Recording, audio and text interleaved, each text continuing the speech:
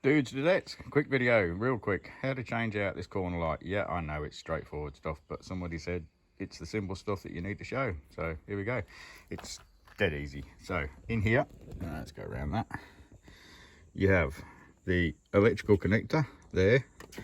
So you got to undo that, which I'll try and do one-handed. Just squeeze down and pull. Not easy left-handed. And then this little white bit there, that bit there, if I can get it to focus in on that bit, there you go, that bit there, you just got to pop it and it falls right out. That's because I'm doing it one-handed. That wasn't part of the plan. So yeah, there you go. And yeah, putting the other one back in is the reverse of that. Hang on, I'll show you. Okay, so I'm back with this other one. Yeah, second hand, got from the UK, because basically any aftermarket stuff is crap.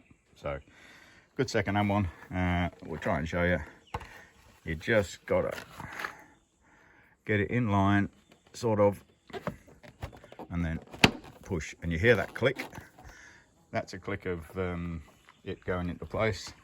And go around here, and you can see that white tab again is back in place. And then you just get the black clip and push it back in all the way.